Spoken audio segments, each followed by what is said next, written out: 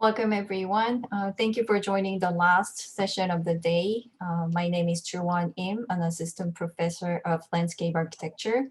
We will have time for a few questions after this discussion. So please send your questions to Dr. Kate Holliday in the chat. So now let me introduce our dearest Dr. Kate Holliday, moderator of today's discussion. So Dr. Kate Holliday is an architectural historian whose research and teaching focus on the built environment in American cities. She is the founding director of the David Dillon Center for Texas Architecture, which connects the university to the community in conversation about urbanism and design in North Texas. For her work with the center, she has received the Texas History and Commissions Award for Excellence in Achievement in the Media and Texas Society of Architects Flowers Award for Excellence in Promotion of Architecture through the Media, both in 2020. Her scholarly work has also been recognized by the Victorian Society in America and been supported by grants from the Samuel H. Kress Foundation, the Hagley Library, and the Nasher Foundation. She is working with UTA colleagues Diane Jones-Allen and Austin Allen on the Reclaiming Black Settlements project supported by the 2021 SOM Research Prize and a grant from the Dallas Regional Chamber, looking especially at the urban history of segregation and inequitable urban development patterns in Dallas-Fort Worth. So please help me welcome today's moderator, Dr. Kate Holliday. Thank you, Juwon. And really, thank you to you and Dennis for guiding this conversation today and putting everything together. It's been fantastic. I think all of us stuck in the pandemic have longed for these moments of kind of opening up and doing something different. And this was really great and came at, I think, a good time for all of us. And there have been a lot of different topics covered today. It seems to me that connecting strand is really the role of design, whether involving trained architects and landscape architects and urban designers or not, in shaping and supporting the vision of underserved communities for themselves. And my job as moderator is not to talk about that myself, but to introduce our speakers and to get a conversation amongst them started. And I just have a couple of questions that I want to ask the whole panel to get this rolling and hopefully get you all talking to each other, everyone in the audience, and especially people in Dennis and Juwon's studios. Please continue to submit your questions. If you can submit them to me through the chat. This is your last opportunity of the day to get those questions in before the event is over. So do take that chance I know things are on your mind. Go ahead and submit those and we can continue to center the student's voice and experience it in the conversation. And so I do want to very, very briefly introduce the panelists. We have a relatively brief amount of time, so I'm keeping these intros pretty short. We have four panelists. Dr. C.L. Bohannon is the Associate Director of the School of Architecture and Design, and Associate Professor in Landscape Architecture, and Faculty Principal of the Leadership and Social Change Residential College at Virginia Tech. Dr. Bohannon's research focuses on the relationship between community engagement and design education, primarily through design for social and environmental justice. Through his research, Dr. Bohannon works in the landscape context of community history and identity, social and environmental justice and injustice, and community learning. Lizzie McWillie is Director of Urbanism at Building Community Workshop, where she also oversees the Dallas office. Lizzie is an urban designer who works across project types. She's worked on community engagement for the City of Dallas's cultural plan, El Sonido del Agua, an arts and advocacy project in the Rio Grande Valley, and designed guidelines for Main Street, Millinocket, Maine, as part of the Citizens Institute on Rural Design. Prior to joining BC in her current role, she was a part of OMA in Rotterdam, and she is a member of the EDI committee of the Texas Society of Architects and on the advisory board of Columns Magazine for AIA Dallas. A.K. Sandoval-Strauss is Director of Latino Studies and Associate Professor of History at Penn State University. His most recent book, Barrio America, How Latino Immigrants Saved the American City, from Basic Books in 2019, describes how migrants and immigrants helped bring urban America back from the brink of abandonment by repopulating city neighborhoods at a time when most people were still leaving. And Sarah Zodi is founding principal of Studio Zodi, a design firm in New York City, practicing landscape architecture, urbanism, and public art. The studio is devoted to exploring the aesthetics of being and creating enduring places where people belong. The firm was recently named a 2021 Emerging Voice by the Architectural League of New York. And in parallel with practice, Sarah serves as assistant professor of practice at the Graduate School of Design at Harvard University. So thank you again to our panelists and for the lectures earlier today as well.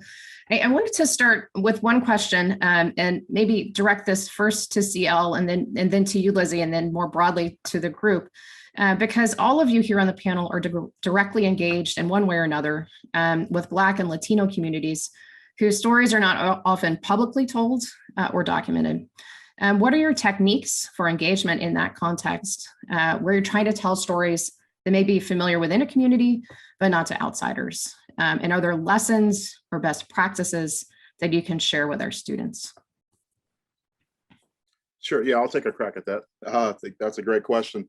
I think for the students who work with me in the community engagement lab that I run within the landscape architecture program, we first always talk about, I'm gonna sound like a professor here, the epistemology of multiplicity, right? That knowledge does not just flow from our little campus out to the communities. We are a land grant institution, and that is part of our work. And we stand on that. And so we always talk about why stories matter. And we always, I try to impart with the students that, storytelling is a process of empowerment within itself, right? Particularly if you start looking at work that gets towards change and social change. I do run the social change residential college, so that's probably why I got the job for that. But that's probably that's one of the things we have to keep at the forefront of the work. But it's also really important, I think, too. This is a good lesson for students: is who's telling the story that is being told, right, through that process. And so, really understanding, narratives can be transformative if the space is given for them to actually be told in that way. Narratives can be counter to larger narratives about what a neighborhood is, what those people are like in that place, right? And so through the work that I do, I use disruptive engagement. So everything that we do in the design process is to disrupt, right? And so thinking about narrative as a form of disruption. So it's a concept that really, attends to power and oppression and provides we think, at least through the work that I'm trying to do, a platform for tangible applications to support community members' efforts to resist harmful storytellings about them and the places in which they live. And so using narratives as a form of a counter narrative. So narratives of hope, narratives of family, narratives of pain, narratives of joy, to get towards what the future imaginary is in world building. And then how we can then use that as part of a design process that also can be counter to the ways in which, when I was in school, how we were taught, which is definitely different than the work that I do now. So I'll leave it with that, and we'll circle back. I love that response. Oh, sorry. Oh, no, go ahead. Okay. I love that response. I mean, in addition to that question, CL, of who's telling the story, a big question for me, or a stance that I take, I should say, is who's the audience of the story, who's listening to the story? Because embedded in the question was that what was important was telling the story to the outsiders. And again, that just shifts the center away again, And so I don't see the work of telling stories as being about telling the stories to the outsider. It's, there's this whole discourse about the gaze in post-colonial thinking. And so in shifting away from that, it's, there's a value in seeing your story, your identity, your history, your culture in the environment for you, just how you walk and move on the earth is different when the environment is reflective, and not just reflective, but supportive of your livelihood and your thriving. And so there's value in your story being told to you. That's really how, how I work. And I didn't present this project, but I've been working on this memorial project to the history of slavery in Brazil. And, a lot of people, a lot of critics would say, I need to like see the like chains, and I need to, and it's like, well, no, not if you're a descendant of this history, there's a different relationship and thus design form associated with the gaze versus, an approach to design and planning that's more in support of people's actual lives. I think that's an important point. And I think the distinction I was trying to make with outsiders is especially students who are coming into a community and asking for people to tell them stories, for students to really be conscious of that and what it means to try to develop the level of trust that it might take for someone to share that with you in a way that they feel comfortable with. Yeah. Could I add to that? Yeah. I just wanted to say that I entirely agree, right? That it's really important for people to be active in the creation of knowledge, right? And there are many ways to go about it. Storytelling is a fundamental way. I'm a historian. And so one of the obvious things I try to do, especially being a social historian, the motto of which is history from the bottom up, is to figure out how you find the voices of those who have been excluded, those who are not usually heard. And my way of doing that in the book and in other aspects of my research is to do oral histories and to do them in Spanish as well, right? It's really important when you're dealing, especially with immigrant populations. I've never asked them to do an oral history in English, but I think they wouldn't want to because they feel like they sound like goofballs in English, like little kids, in the same way that if you had to do an interview in another language, you'd probably trip over your shoelaces first thing. I know I would.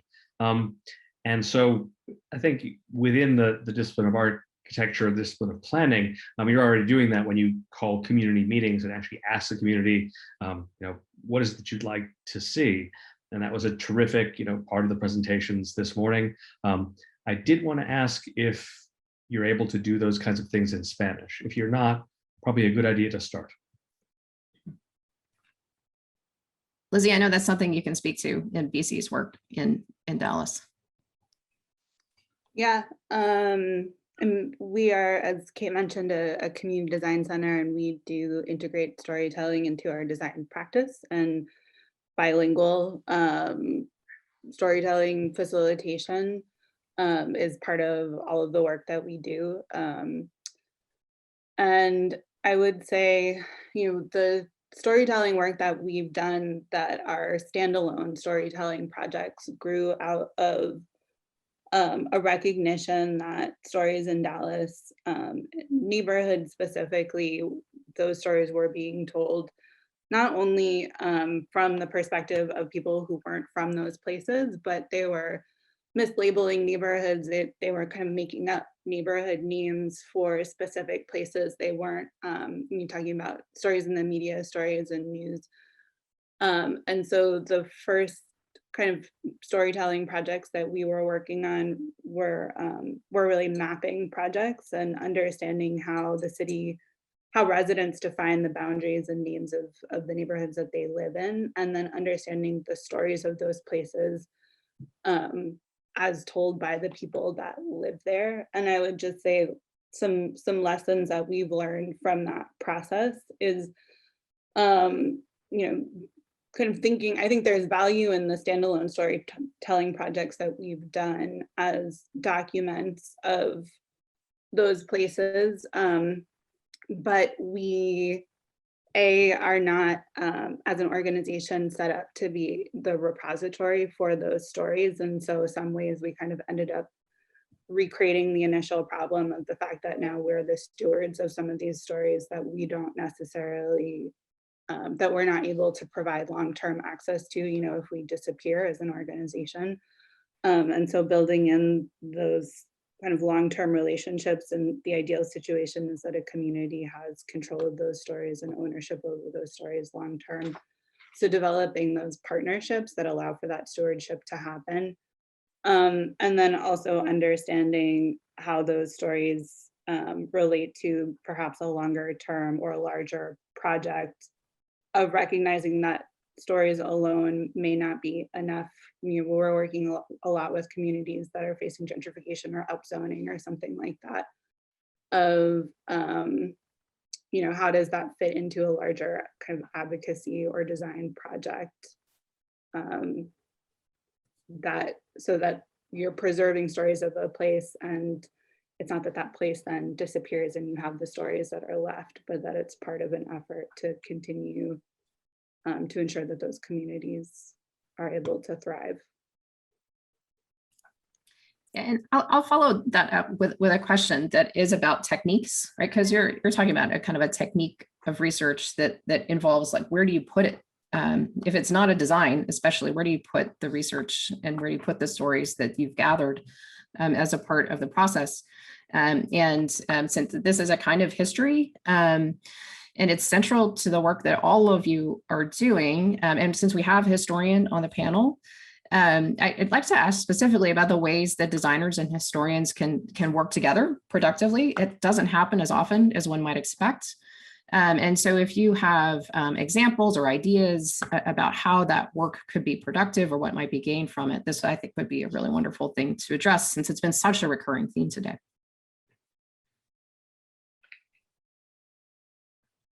I could go first on that. Go. Okay. Well, put it this way, in plenty of contexts in which I'm active, especially with the Vernacular Architecture Forum, historicism is this wonderful storehouse of design cues, right? Of things that have been made beautiful and useful before. And that's just a fundamental part of the kind of work they do. Now, in some communities, that makes a lot of sense, right? So in further south in Texas, or in Southern California, or in Arizona, you can sort of go straight to a Latino, a Mexican kind of vernacular and select some of the uses there, some of the sort of the forms that made sense in that climate. Now, and this came up this morning, we were talking about the plan that your terrific students came up with. You can't exactly just plunk down some Spanish colonial thing in North Dallas, because it doesn't really make cultural sense. It would seem like an affectation, in some cases an out of place one. So a straightforward, what do things look like here X number of years ago, may not work out. On the other hand, simply taking the architectural past of a given place, like the neighborhood we were talking about near the university, that may not work either, because it may be either the Native American presence was not one that is remnant in the built environment. That could be sort of put into the historic interpretation plaques, for example. But if you just sort of focus on the Anglo architecture, that may not give a full sense either. So it's essentially trying to be mindful of what change in the neighborhood looks like and how you represent it in ways that neither erase the actual past, nor by referring to that past create exclusions, right? It's sort of the architectural version of the kind of colorblind casting that Lin-Manuel Miranda did, where he just said, let's blow all this up. This whole, like, everybody in this costume drama has to be white is ridiculous. And it turned out to be the greatest thing ever. So, in many of the communities you're looking at, I think the murals, like, those are terrific ways, because that is both a vernacular Mexican and a vernacular Chicano way of saying we want to represent our past, our struggle on this wall in this exhibition, in a way that does not say, oh, this is the romanticized past, but that we are here now, and this is something to help you understand who we are. So, for example, there's a massive mural project in Philadelphia, Mural Arts Philadelphia, that does exactly that with Puerto Rican murals, where it's all about the struggle against American imperialism, essentially, but it means everything to the community. And as a bonus, it is beautiful.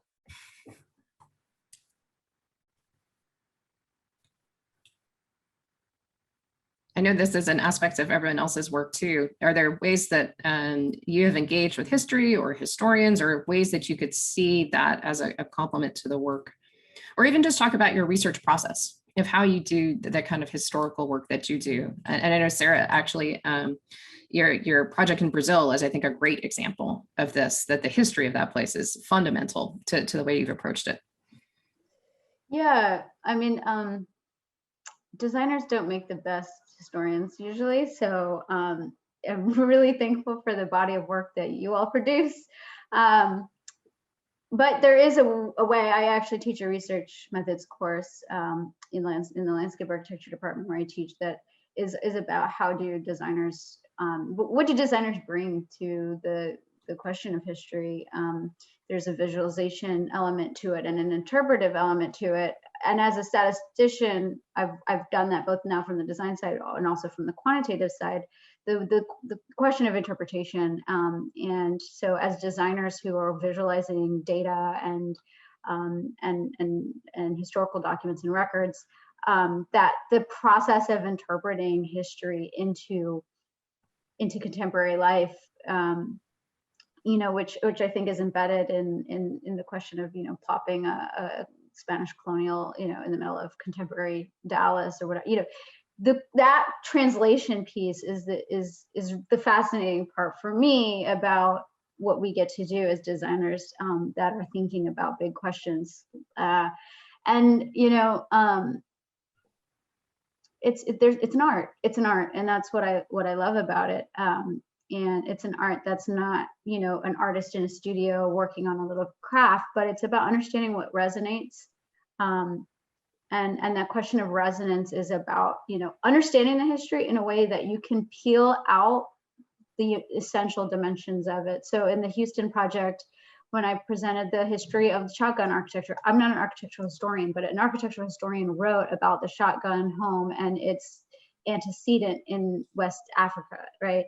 And so, but as I took a design eye and went to the structures and synthesize that history with what I saw in the landscape and the way people relate to it, and then designed a wall, a site wall that was, you know, and so all of those, the interpretation element is where the methods of design meet the methods of history. And for me, it's really generative part of my practice. And yeah, I'm just, so much of what I do is grounded in history that I don't even try to say I'm a historian, but I do like to think and reflect on the methods that historians use and ways in which designers engage them. Yeah, I can add to that too. I'm not a historian, but I'm a history buff in that regards. I really like I don't know, and how it's, you know, mapped on with storytelling. And for me, it's where my work is partly landscape architecture, partly geography within this. And so looking at, for example, a lot of the work that I've been working on lately, the research has been looking at the after effects. I call it the slow violence of urban renewal era infrastructure.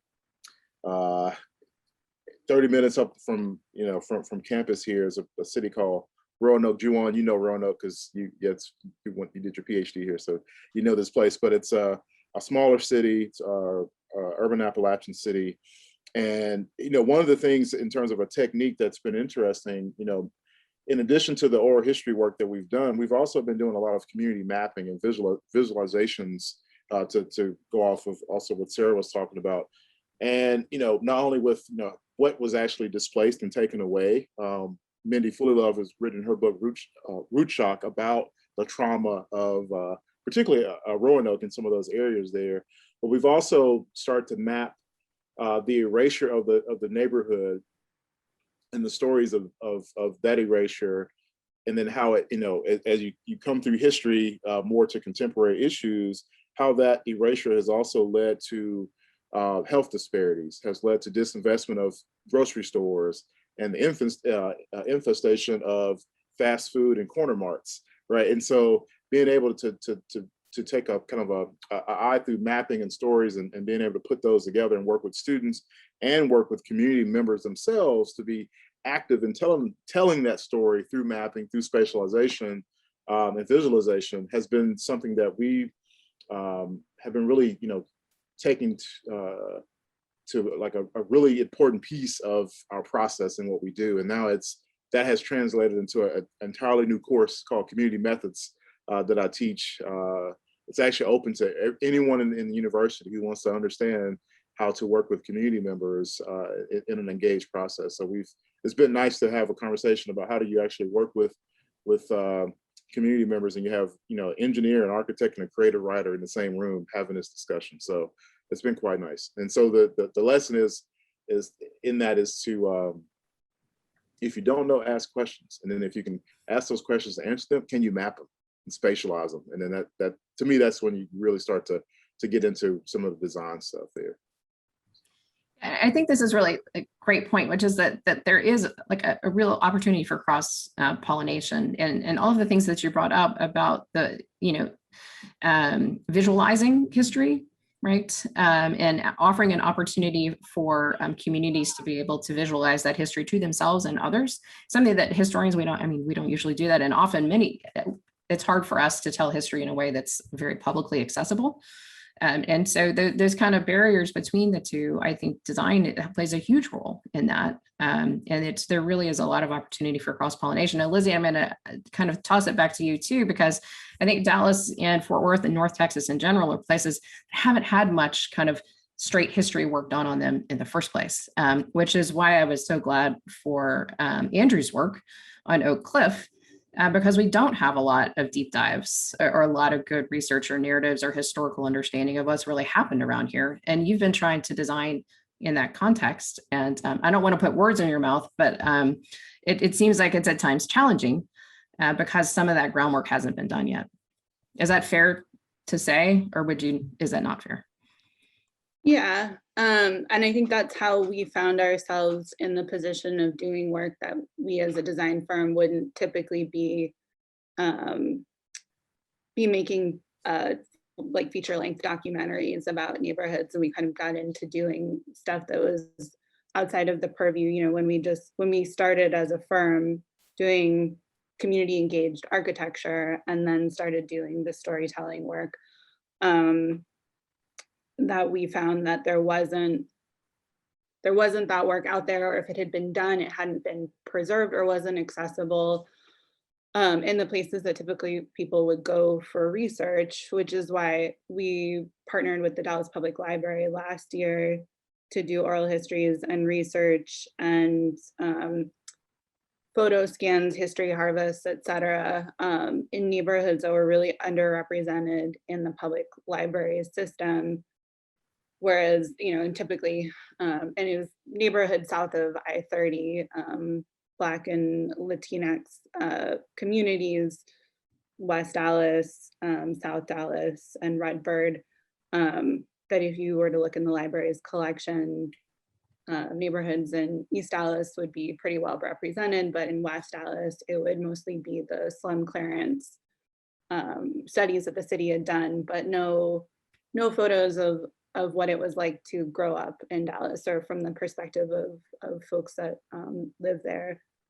And so those are the kinds of partnerships that we've been looking for, and kind of relying more on our skills as designers to interpret and do mapping and that kind of work with an institutional partner like the library, who can be the archival institution. And they're not necessarily always going to be the right partner, but that's an example of the kind of organization that we look to be the stewards of some of these histories when we're trying to build a better understanding of neighborhoods in Dallas. Just one specific moment, if I could.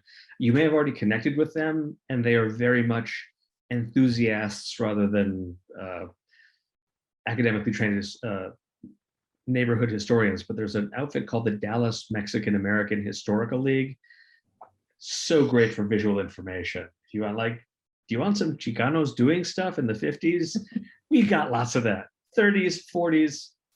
I'm so glad to hear that you've already connected with them. Yeah, they were one of our partners for the West Dallas work. And yes, they're fantastic.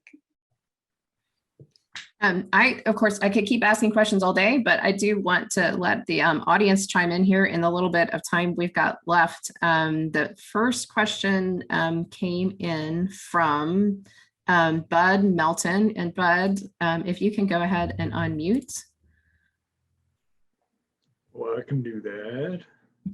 And I think my first question had to do with Sarah's explanation of the work she did in Seattle, that it was kind of a fantasy area that you put up the board up, and it was kind of like coming soon, and your intent there was to kind of tease them into thinking that something was going to come that way. And as I said in my message to Kate, in past work in the South Dallas area, we found that going to them with big ideas or ideas that seemed like they were, something that would be beneficial to them, that over time they grew weary of ideas that weren't cast in stone. And so we actually got to a point where it was very difficult to get attendance. So I wondered if you had any of that kind of reaction to that project in Seattle. It's a great question. Without knowing much about the context of your project, I'll speak specifically to ours. We did not have that reaction. I thought some people would.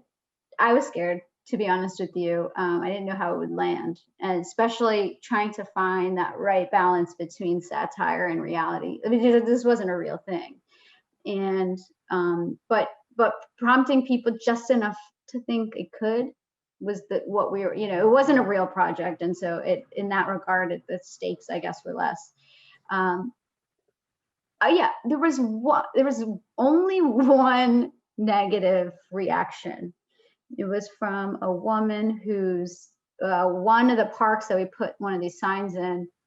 It was named after her grandfather, the park was, and she interpreted it as a real thing, and was like, wait a minute, nobody talked to me about this park that's named after my grandfather. And I met with her and we talked about it, and I shared more about the spirit of the project, and I don't think she liked it still, but she came to understand it, and we came to a resolution. And honestly, I told the city, we worked through the city to get all of these billboards permitted, and I told them I was expecting a lot worse, but I think in any case, the renderings themselves, whether you interpreted them as real or fake, were very grounded in the cultural memory of the place. And so there was no misinterpretation from that perspective about who this was for. So, it didn't have the reaction of, for instance, a large infrastructure project or some other signal of investment where the question of who it's for might be challenging to people or uncomfortable or stir trouble. There is a lot of deep-seated mistrust in a lot of communities that's warranted. And so in that context, this project was very clearly designed for the people who have a long running relationship to this place. And so that probably also curbed some of that reaction. Can I say something too in response? In South Dallas, also, I think it's a caveat maybe about community engagement. And when you're in a place that has consistently for 20 years kind of had the same conversations over and over and over again, and speaking about the relationship to data and storytelling of, how many, and I'm not saying, Bud, that this is necessarily the case with what you're talking about, but it reminded me of, that how many times do you ask a community the same question, or ask a question that you already know the answer to, which is we don't need to ask folks necessarily the same questions about access to healthcare or what that means to their community when we know that there is no access to healthcare, or that it's a food desert. of kind of bringing up of having the same stories told over and over again when it's not adding to a better understanding or centering the lived experience that people want to be part of what's told about their community. And I know that in South Dallas, in recent meetings that I've been in, not maybe of my project, of other projects, it's the same conversation over and over and over again, and the same questions that are being asked that aren't sensitive to the trauma that those communities have been through, and that having the same conversations over and over are kind of digging through that trauma over and over again. Sarah, don't get me wrong, I love what you've done there, and especially in New Orleans, that work was so inspiring. I've always felt that it was important to, at least for a starting conversation about any project, to start with a blank slate and listen to the ideas first before putting any expectations in front. I've always tried to be cautious about that, because it doesn't work to go to someone and say, here's our plan for you, and as you well know, and to say, you know, we're here for the common good. It's they've got to have ownership in it, as I'm sure you're aware.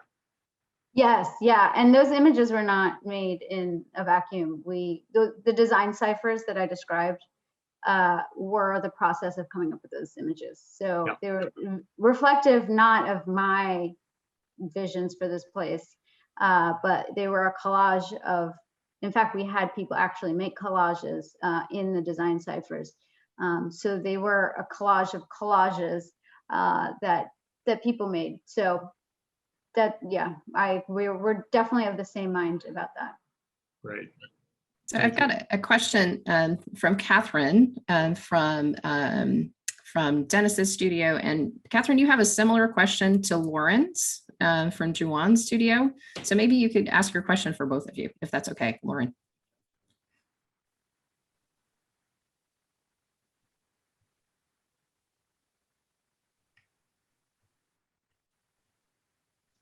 Are you still there? Catherine, are you still there? I think her sound is not working. Oh, your sound is not working. Can we switch and maybe Lauren can ask the question for both of you? It might be an issue with the headphones. Yeah. Might be an issue. Let's switch. Okay, Lauren, maybe you can ask the question. You both basically had exactly the same question. Yeah, can you hear me okay? Got it. Okay. Hello, thank you guys so much for being here. I've really enjoyed everything that you've shared today. It's been such a great experience. So my question, it kind of ties into what Dr. Holliday was talking about, and just how you work through kind of developing your own research when, you know, because a huge issue is that the main narrative of a place is oftentimes intentionally overlooked. I'm sorry, I'm reading my question. Because a huge issue is that the main narrative of a place is oftentimes intentionally overlooking important histories. And then, you know, kind of the role of the historian and designers to overcome that through your own research. So what specific tools do you use to do that research? Do you use archaeological research? Do you use GIS data, oral histories? I know you've touched on some of it, but if you have any additional things to add to it, that'd be really helpful.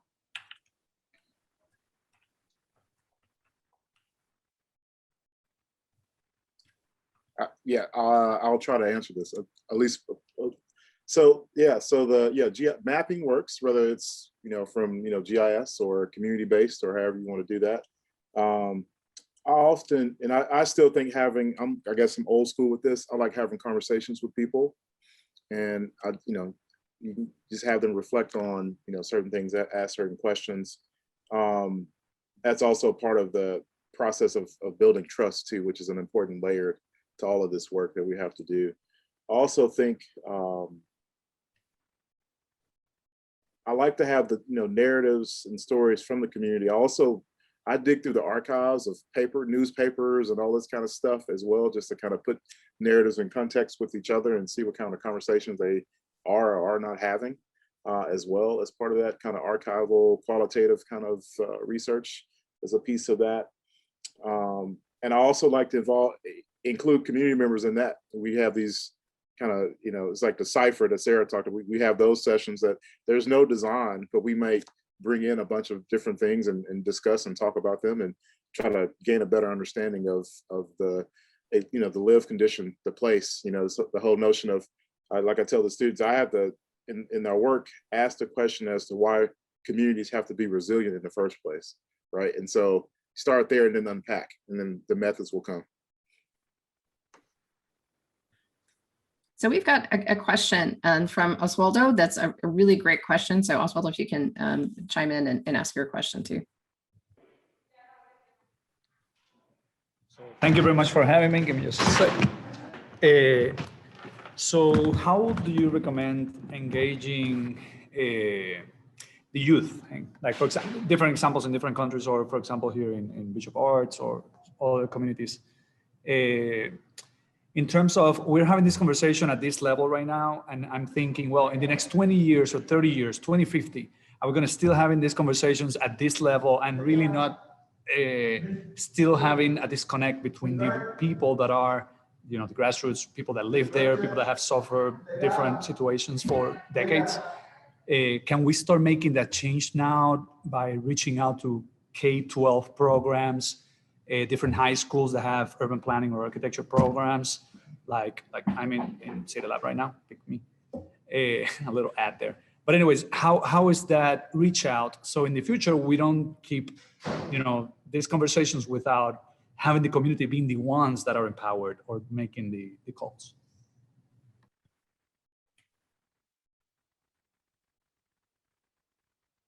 I mean, this is specific to the muralismo, the murals I talked about before. But one of the ways you can, because again, it involves getting and keeping the attention of young people in a very fast-moving digital culture. So I think we want to be mindful of the challenges involved there. But one of the ways they have shown their willingness to be involved, as I mentioned, the Philadelphia mural project that was expanded essentially into the Lehigh Valley, right? Places like Allentown, Bethlehem, and this is a bit further away, but Reading, where you have fast-growing Latino populations, and there they made an effort to get the young people into the physical act of changing the landscape and painting murals, just because this was a place where there was no significant representation of them and their culture. So that's a sort of hands-on, easily apprehensible, collectively designable way to get them involved.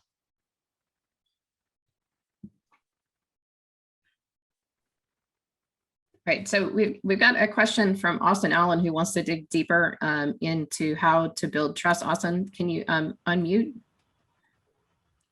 Yeah, and I want to say hi to everybody that I know on the panel there, and I'm glad to see everybody.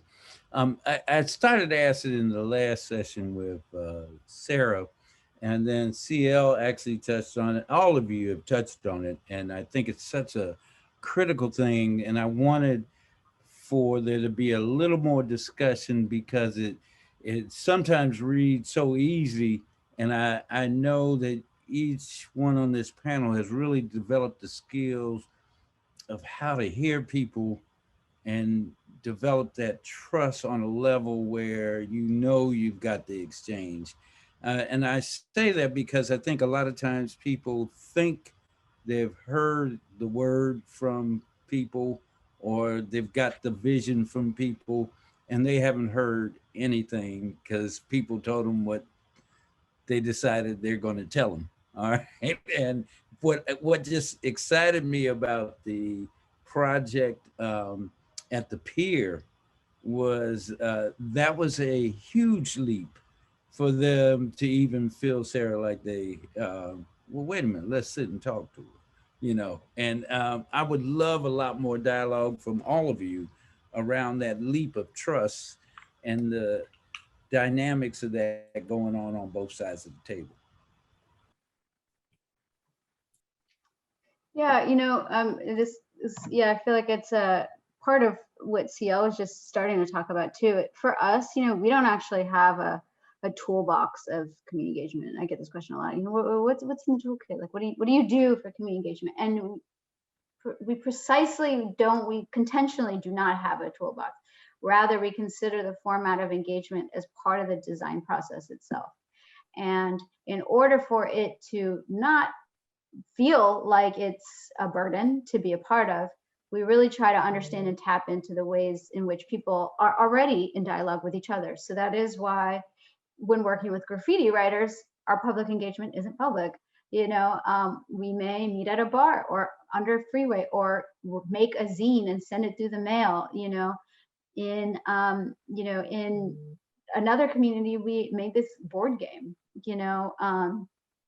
Just every single project has a different visual language or method of communication, and so we try to tap into the rhythms of the place. So we're just riding along the tide of the way the place works and the way people are talking to each other. It's not about forcing the conversation or spotlight on us. We're saying, you all are in conversation with each other. We're going to slip in this topic for debate, while and listen that way. And in that sense, it's not the community versus or community to and between. We're in it. We're in we're obviously never a part of the community itself, but rather it's almost a participant observational method in a sense, rather than a design engagement method. And I mean, I have a sociology background, so that in part is useful in this regard. And so we have certain rules. We never do Post-it notes. We never do rows of seats with a slideshow presentation.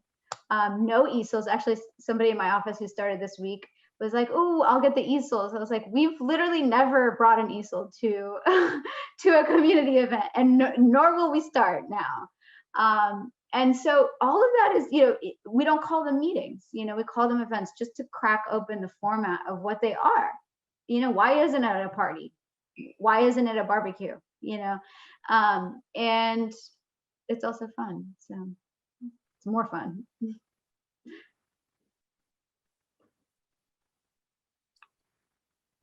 So can I follow up that for a question with CL, where there's a difference between how I think a professional design can approach this versus how, say, university faculty can approach this? Is it because some of the constraints that the university likes to place on you about how you can do community engagement? Is that something that you feel like you could address?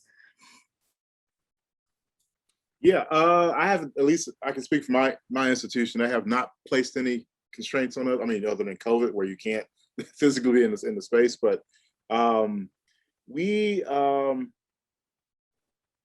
always operate from a place of mutual respect in terms of our engagement and working with.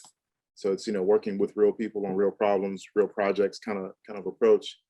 And it really, as a design educator, it's really to get our students to work with folks who oftentimes are dealing with issues that our students have never faced, never dealt with at all.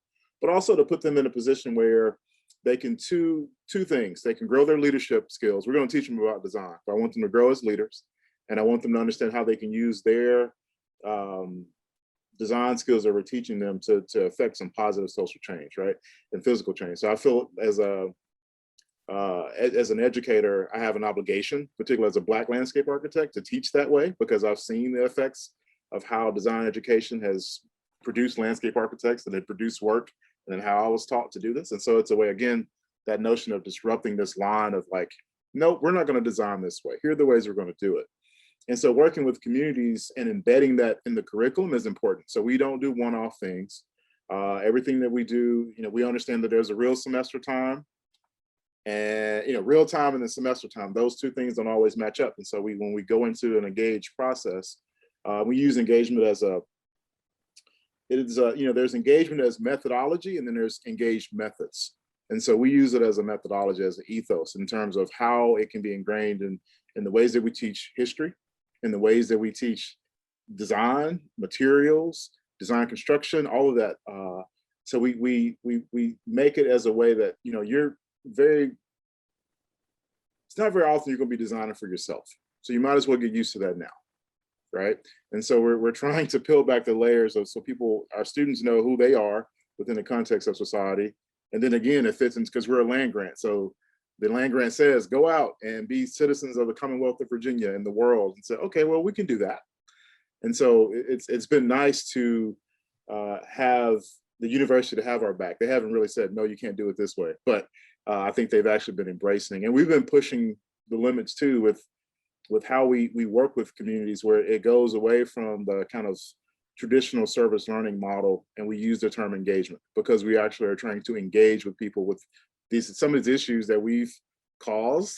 And also, we know we're not going to fight the wrongs of some institutions, but not every institution has a great reputation when you go out and work with communities. So you're also fighting that as well. So. Yeah, I think that's a really important issue, is that you're coming in with like the university behind you, which can be helpful or maybe not, depending on the context. Yeah. I see that we're up at 5 o'clock, that's the end of our time. Is that right, Dennis and Juwan? Yeah, you're nodding at me. Yes, that's the end of our time. There was one more question, kind of comment from our new interim dean. And so if I can ask you to unmute, which feels a little bit weird. And I think it's a really good comment to end on, actually. So it would be fantastic to bring you back in. Thank you, Kate. I was just thinking about, as we interact with communities in which we don't live, how we approach our work and how we approach those residents in terms of understanding how to show respect and humility in terms of engaging with residents. Because I think sometimes in our haste and sometimes we don't discuss that well with our students of how we engage, particularly with folks that are older, you know, than our students may be, how to approach and address folks in a respectful manner. And even in another language, I was thinking as you were talking, Dr. Sandoval, about, you know, using the appropriate, you know, usted instead of tú, that even just those little actions can help pave the way for engaging more effectively with community. And I think, again, sometimes in our haste to get started with the project and we have timelines, et cetera, we forget that those little, those elements matter. So, and wondered, and I don't know if we want to discuss, I think we're out of time, but I just, you know, again, as you guys were talking, I realized that's something we need to probably be more explicit about in working with our peers and with our students as well. Terrific discussion, though. Thank you so much. Yeah, this has been fantastic. I think students, thank you for your questions. I know that you have a lot to kind of chew on as you go into the rest of the semester. Speakers and panelists, I want to thank you for your time. And I actually think this is a really particularly interesting moment in our college because we do have a number of different people and projects and engagements with different communities and nonprofits and outside groups that are really helping us to kind of chart a new course. And with that, I'd like to turn it back over to Dennis and Juwan. And thank you again for putting this all together. You can give yourselves a round of applause for doing that tremendous work. Thank you so much, Kate. And thank you, everybody, the panelists. Thank you so much for taking the time to come and speak to us and to our students and to our community. We greatly appreciate it. We've learned a lot, and we have a lot to talk about as we continue this conversation. So we really just want to say thank you. Thank you so much. Juwan, do you have anything to add? Nothing more than thank you. Thank you so much. Yeah, and I'll just add that we've been working on this for a year or over a year, I think, and it has been wonderful, especially working with Juwan to my right here, and we've become friends.